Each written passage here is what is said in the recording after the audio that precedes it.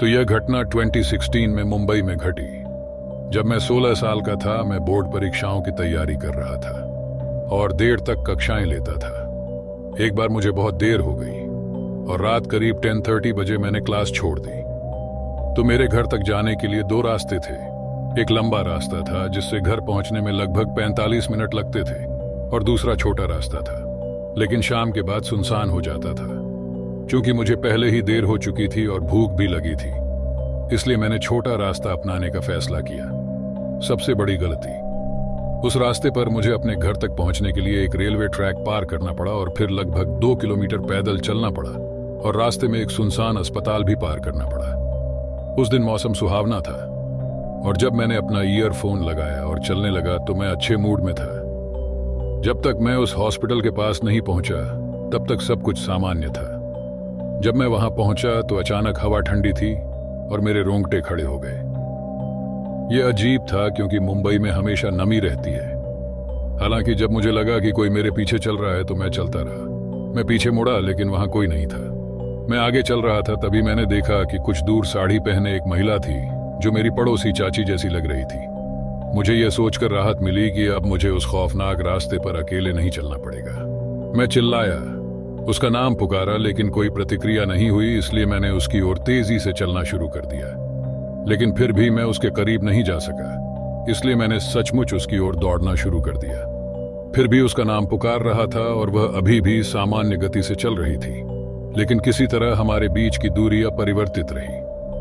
मैं समझ नहीं पा रहा था कि क्या हो रहा है, इसलिए मैं रुक गया और यह पता लगाने की कोशिश की कि मैं वास्तव में किस चीज का पीछा कर रहा था।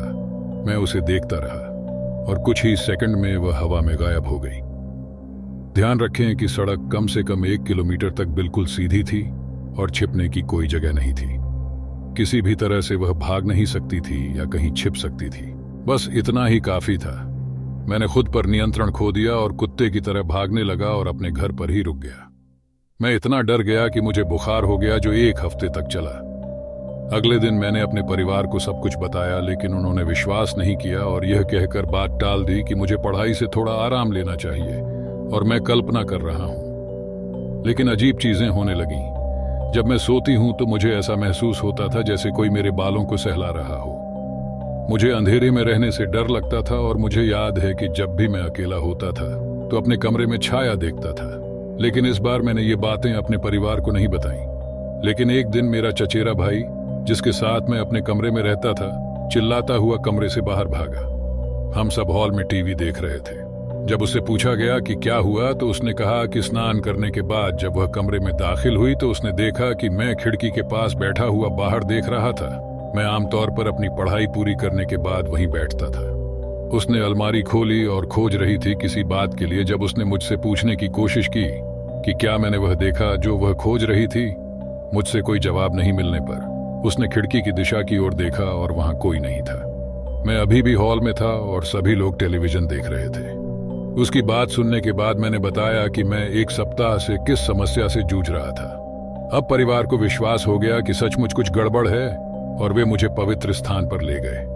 वहां हमारी मुलाकात एक ऐसे शख्स से हुई जो इस तरह के मामलों को सुलझाता है।